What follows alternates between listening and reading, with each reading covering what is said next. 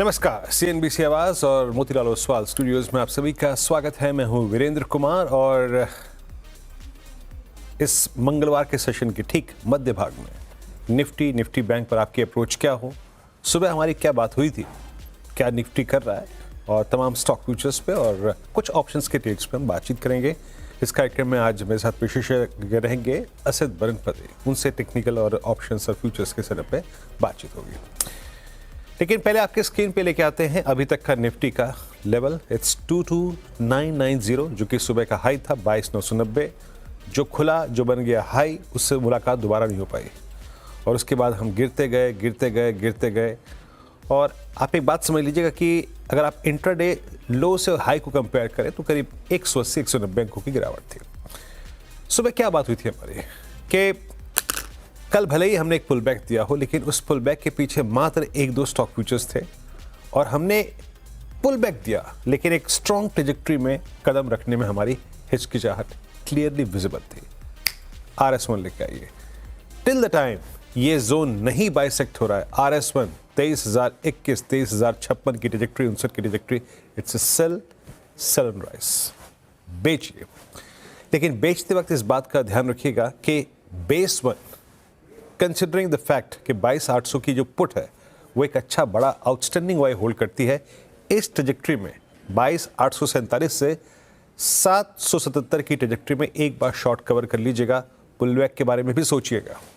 अगर आप एक रिस्की ट्रेडर हैं तो कंफर्टेबल ट्रेड ये है सनराइज, और अगर आप एक रिस्की ट्रेडर हैं तो आप लोअर ट्रेजेक्ट्री स्पेस बेस के आसपास एक कॉन्ट्रा लॉन्ग भी ले सकते हैं। और देखिए दोनों ही पहलुओं ने बहुत अच्छी तरीके से काम किया, सनराइज ने भी और बेस वन को। अगर आपने थोड़ा सा रिस्क लेकर लॉन्ग किया हो तो वो भी मिला, बट अगर मैं मान के चलूँ कि पहला ट्रेड भी मिला तो अच्छा मिला।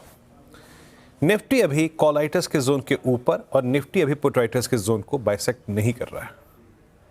अब आते हैं जरा आपके स्टैट्स पर, क्या कर रहा है निफ्टी ऑप्शंस के जो इस वक्त स्टैट्स हैं वो क्या कह रहे हैं।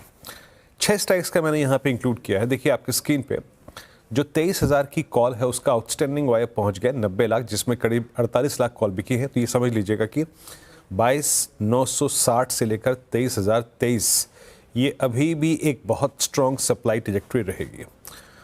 नीचे 22,800 की पुट एक बड़ा आउटस्टैंडिंग वाई होल्ड करती है और करीब 61 लाख का, जिसमें से 12 लाख पुट आज बिकी हैं। लेकिन एक चीज़ बिल्कुल कंपेयर अगर आप स्क्रीन पे करें तो वो महत्वपूर्ण भी है कि कॉल राइटर्स के कंपैरिजन में पुट राइटर्स का जो यानी पुट बेचने वाले हैं उनका कन्विक्शन 1/3 भी नहीं है, 1/3 भी नहीं है, इनफैक्ट 1/4 है। So that's the problem. और मैं फिर कह रहा हूँ, लेके आइए फिर बेस की प्लेट। एक बात कही थी हमने कि बेस वन के आसपास शॉर्ट्स को कवर करेंगे, एक पुल बैक ट्रेड की अपॉर्चुनिटी तलाशेंगे।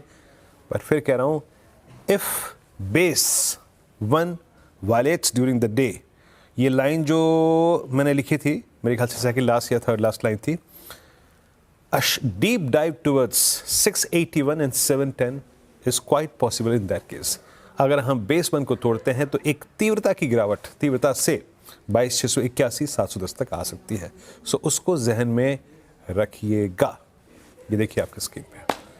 अब आते हैं निफ्टी बैंक में। अब आपके जहन में मेरे ख्याल से पूरा का पूरा स्ट्रक्चर सेकंड हाफ के लिए आ गया होगा। आइए निफ्टी बैंक पे।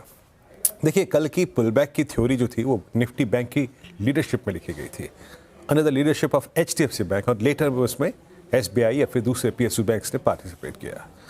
अभी के स्टैट्स क्या कहते हैं। सुबह क्लियर एक बात ये हुई थी कि जब तक RS1 that's 10-20 day exponential moving average violate नहीं हो रहा है, it will be a sell rise.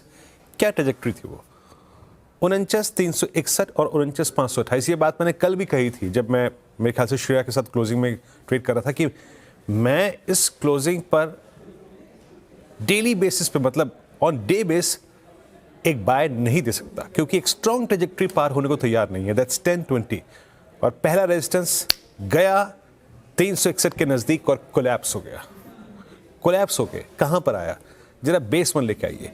और इस आज की मॉर्निंग कमेंट्री में क्लियरली मेंशन था, any shorts open closer to RS1 will be covered at base one.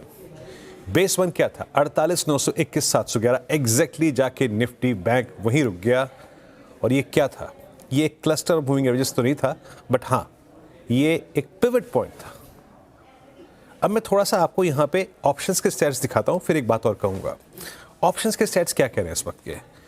देखिए आज बैंकिंग स्टॉक फ्यूचर्स में वो करिश्मा नहीं है जो कि कल था, ठीक है। अब कॉलाइटस क्या कर रहे हैं उसको देखने की कोशिश करते हैं।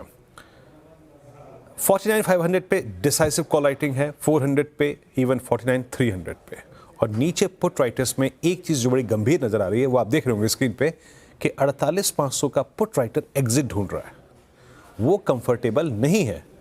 और अगर आप एक कंपैरिजन करें बस between 48,500 and 48,000 put option, huge divergence है, करीब 5 लाख शेयर्स का। तो एक बात मैं कह देता हूं कि वेट, अब किसी बड़े ट्रेड के लिए वेट करिए। अगर कोलैप्स किसी भी सर्कमस्टेंसेस में, फिर से आइए बेस वन पर, अगर निफ्टी बैंक पर बेस वन, और मैं फिर से इसको डिजिट को एक्सप्लेन कर देता हूं, 48,711 और 650 ये टूटा तो बेस टू का मिलना बहुत पॉसिबल है। अब कन्विक्शन ड्यूरिंग द डे तभी आएगा बैंक निफ्टी में जब आप 49,100-200 की ट्रेजेक्टरी के ऊपर चलने लगे, otherwise fear of collapse persist करता है। असित बरनपति हमारे साथ मौजूद हैं। असित, गुड आफ्टरनून, कार्यक्रम में स्वागत है। असित, आपकी भी काफ़ी नेगेटिव अप्रोच रही है मार्केट्स पे। कल हम एक थ्रेशोल्ड पॉइंट तक गए, उसके नज़दीक, लेकिन फिर वहीं से यू टर्न और सेल ट्रेड्स ने काम किया। असित, आप इस वक्त कैसे प्लेस्ड है मार्केट पर, आपकी अप्रोच क्या है निफ्टी पे, निफ्टी बैंक पे? असित। गुड आफ्टरनून वीरेन जी। मेरे हिसाब से जिस हिसाब से कल सेकंड हाफ में एक रैली आया, इनफैक्ट हर एक दिन हम देख रहे हैं एक सेकंड हाफ में अच्छा खासा रैली आता है कि जो कि हमें दर्शाता है कि may be bit of short covering और मे बी थोड़ा बाइंग आ रहा है, but that is getting sold into. I think दो लेवल्स हमें देखना चाहिए। any kind of down take towards 23,700 750, आप वहां पे contra buy कर सकते हैं with a stop loss of around 50 points, और any level that is going towards 23,000 वहां पे short कर सकते हैं with a kind of stop loss of 50 points. In between market is choppy, हमें eventually दिख रहा है कि 100-150 पॉइंट नीचे आ गया है, बट वो 5-10 मिनट में ही बड़ा बार बनता है जिसमें कि most of the juice is out. तो मेरे हिसाब से वो रिस्क रिवॉर्ड के पर्सपेक्टिव में अगर डाउन टिक हो रहा है 150 पॉइंट 180 पॉइंट, वहां पे शॉर्ट नहीं करना है। कोई भी पुल बैक आता है 30-40 पॉइंट्स का ऊपर बंद हो रहा है उस टाइम में, वहां पे शॉर्ट इनिशिएट करना चाहिए। इससे slow grinding market, even if market texture is weak, but at the same time as a option buyer, और आप अगर इसमें अगर मार्केट में वो ट्रैक्शन ढूंढना चाहते हैं इंटरडे बेसिस में, it's very choppy. So not to be taken lightly कि हाँ मार्केट तो वीक है, हम शॉर्ट कहीं पे भी कर लेंगे, पैसा बना लेंगे, वैसा नहीं होएगा। सो थोड़ा कंजर्वेटिवली ट्रेड करना चाहिए and must wait for the levels to come rather than shorting at any level. Nifty का अगर हम प्यारे से देखेंगे दैट इज अराउंड 40, मुझे लगता है कि ये थोड़ा ड्रिप डाउन होगा अराउंड 30-35 में भी over a period of time. And अगर इसका मंथली पे देखेंगे that is also below 60। So texture is week, any kind of attraction on the upside should be used to short the market but at the low of the day. एक बात जो असित ने कही वो ये बहुत अच्छी है और वो शायद सुबह काफ़ी कारगर भी थी कि शॉर्ट करने के लिए, ये बात मैं हमेशा अपनी मॉर्निंग कॉल की कमेंट्री में कहता भी हूँ, शॉर्ट हम कह रहे हैं बट अक्सर वो बात लिखी होती है शॉर्ट एंड राइस, क्योंकि जहाँ पे आपका वैल्यू एट रिस्क कम हो, जैसे सुबह था 22,990, अब इस प्राइस पे हमें इंतज़ार करना है 800 के कोलैप्स होने का, 22,770 के कोलैप्स होने का, तो बेटर ट्रेड था मॉर्निंग में। जूस जो था ना, आई मीन शॉर्ट ट्रेड में, वो था मॉर्निंग में। खैर अब एक काम करते हैं, आते हैं स्टॉक फ्यूचर्स पे। असित, आपके 3 स्टॉक फ्यूचर्स क्या पिक कर रहे हैं आप इस वक्त? वीरेन जी, बी सॉफ्ट में हम शॉर्ट जा सकते हैं with stop loss of around 475। मुझे लगता है कि लोअर लेवल ऑफ 460 455 में दिख सकता है। PCR is low of the day, low of the quarter, and also अगर प्राइस हम देखेंगे that is low of the week and low of the year. Open interest short side में built up हुआ है, तो B soft is a short with a stop loss of around 475. Okay, Birla soft आप का एक short trade है। अच्छा, एक बात याद रखिएगा, आज सुबह सुबह निफ्टी आईटी हमारे लिए एक कंट्रीब्यूटर था, आई मीन स्ट्रेंथ में, लेकिन निफ्टी आईटी भी कोलैप्स हो गया। अब देखिए निफ्टी आईटी में क्या फियर है। कल हमें जो एक थ्रस्ट मिला था लोअर लेवल से, उस पर एक बड़ी बात थी। प्लीज़ निफ्टी आईटी का चार्ट रख के कैंडलस्टिक, उसमें 200 day exponential moving average draw कर दीजिए। अमूमन किसी भी एवरेज में एक सक्शन और एक प्राइस को थ्रस्ट देने की पावर होती है। दूर प्राइस हो तो अपनी तरफ खींचता है और अपनी तरफ आ जाए तो फिर उठा के फेंकता है। तो कल आपके पास 200 डेमा था, उसने आपको थ्रो किया, प्राइस ऊपर गया, बट जिसे कहते हैं ना टेस्ट ऑफ स्ट्रेंथ में ये फेल हो गया अभी के लिए, कोलैप्स हो गया फिर। और कोलैप्स कहाँ से हुआ? कल की परसों की हाईएस्ट ट्रैजेक्टरी से। सो अभी निफ्टी आईटी में जो आज की वाइल्ड हायर शेडो यानी प्राइस ना टिकना, वो थोड़ा सा निफ्टी को परेशान कर रहा है। असित का पहला ट्रेड हो गया Birla soft mid cap IT में शॉर्ट। असित, आपके बाकी दो ट्रेड्स। वीरेन जी, एसीसी में शॉर्ट कर सकते हैं। ये थोड़ा नीचे आ चुके हैं, बट फिर भी मुझे लगता है कि इसमें और थोड़ा लोअर ट्रैक्शन हमें देखने को मिल सकता है, with a stop loss of around 1865 for a target of 1800। इसमें बॉलिंजर बैंड का लोअर चैनल ब्रेक हुआ है, short built up and that is high of the month with an addition of around 6%। मुझे लगता है कि एसीसी में थोड़ा और गिरावट हमें देखने को मिल सकता है। सो 1865 का स्टॉप लॉस लेके एसीसी शॉर्ट कर सकते हैं। ओके, एसीसी पे हमारी सुबह भी बात हुई थी। वीक स्ट्रक्चर इस दौर के लोस को तोड़ा और अभी ट्रेड करता हुआ 1852 पे। हालांकि थोड़ी रिकवरी है, बट स्टिल ये हायर जोन्स रिकवरी के बाद शॉर्ट करने के लिए पर्याप्त हैं।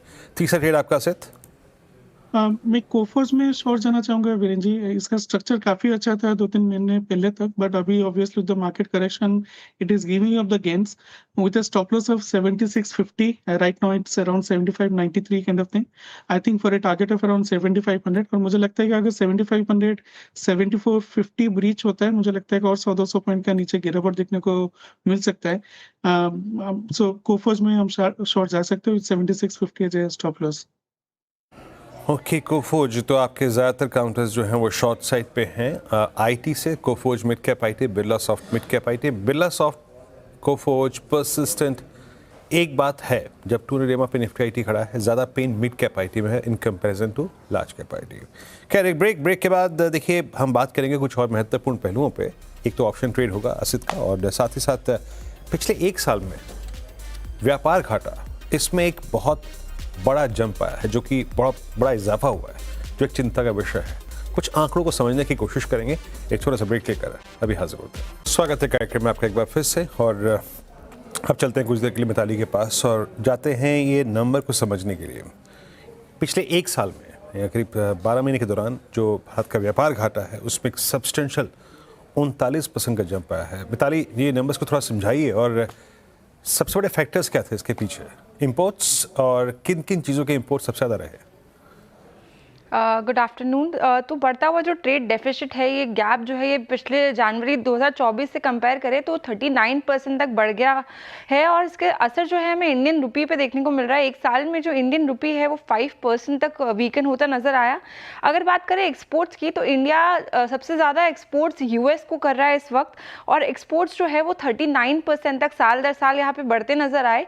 क्या हम एक्सपोर्ट करें उसकी बात करें तो इंजीनियरिंग गुड्स, फार्मा और आईटी सेगमेंट में हमें काफी ज्यादा बूस्ट देखने को मिला है। वही अगर इंपोर्ट की मैं बात करूं तो चाइना से हम सबसे ज्यादा यहाँ पे इंपोर्ट कर रहे हैं, और जो आंकड़ा सामने आता है वो है $11.5 बिलियन का, और ये ईयर ऑन ईयर ग्रोथ जो है यहाँ पे 17% की बढ़ती नजर आई है। सबसे ज्यादा हम इलेक्ट्रॉनिक्स मशीनरी यहाँ पे इंपोर्ट करते हैं चाइना से।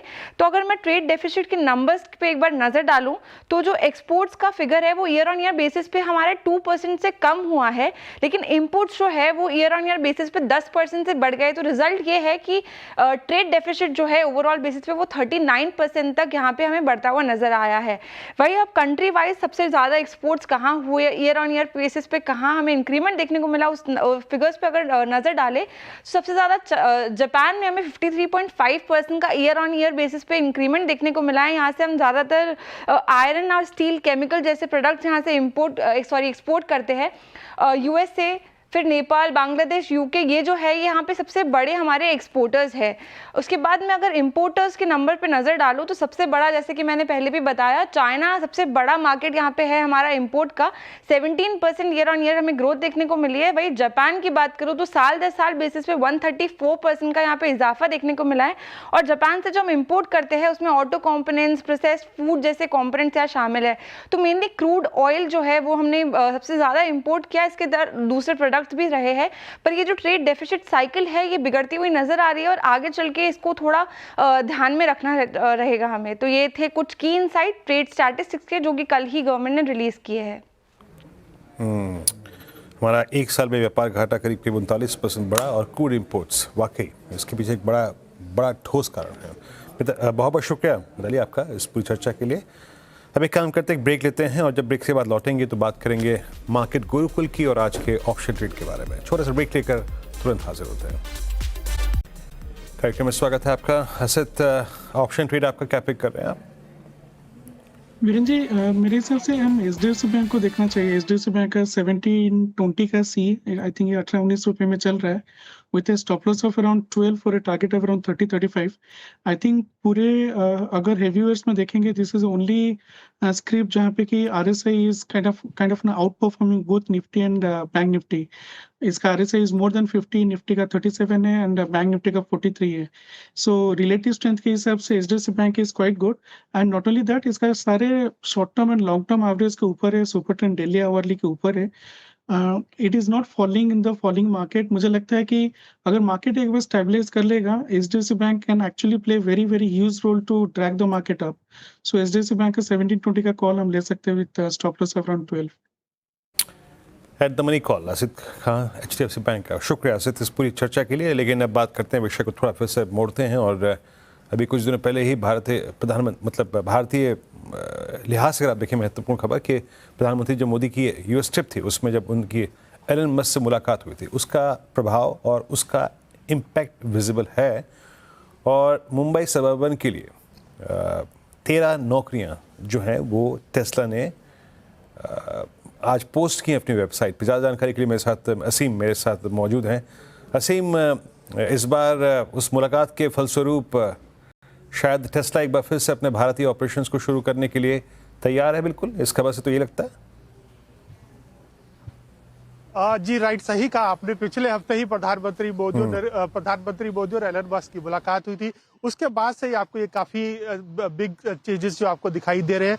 जो टेस्ला है उसने अपनी जो वेबसाइट है उसके ऊपर करीबन 13 वैकेंसीज निकाली है और ये 13 वैकेंसीज स्टोर मैनेजर से लेकर के सेल्स मैनेजर, टेक्नीशियंस, टेस्ला के टेक्नीशियंस, इन सब के लिए निकाली गई है और ये सारी वैकेंसीज मुंबई सबअर्बन के लिए ही निकाली गई है। तो ऐसा माना जा रहा है कि जो कंपनी है अपना पहला शोरूम वो मुंबई के सबअर्बन के अंदर खोल सकती है। खासतौर पे की कंपनी पहले भी इसकी तैयारियां कर रही थी, लेकिन उसके बाद से कंपनी ने अपने हाथ पीछे खींच लिए थे। सरकार इसको लेकर के एक ईवी की पीएलआई स्कीम भी लेकर के आई थी, लेकिन उसके अंदर भी कंपनी ने रुचि नहीं दिखाई थी। लेकिन अब जब से प्रधानमंत्री मोदी और एलन मस्क की मुलाकात हुई है, तब से इसके अंदर से एक बार फिर से सरगर्मियां तेज हो गई और कंपनी ने आज ही अपनी वेबसाइट के ऊपर 13 वैकेंसीज जो है उनको लिस्ट कर दिया। और अब इस लिस्टिंग के बाद से कंपनी अगले 1 से 2 महीने के अंदर हायरिंग कर लेगी और हायरिंग के बाद कंपनी अपना पहला शोरूम मुंबई के सबअर्बन में खोल सकती है। शुक्रिया असीम इस पूरी जानकारी के लिए, चर्चा के लिए। तो महत्वपूर्ण खबर ये, और जैसे कि असीम ने कहा कि शायद 2 से 3 महीनों में ये नियुक्तियां हो जाएं और पहला कार्यालय मुंबई सबअर्बन में स्टार्ट भी हो जाए। शुक्रिया असीम। एक काम करते हैं, एक ब्रेक लेते हैं। आपसे अगली मुलाकात होगी आज कमाई का अड्डा में 2 बजे अनुज के साथ। तब तक के लिए नमस्कार।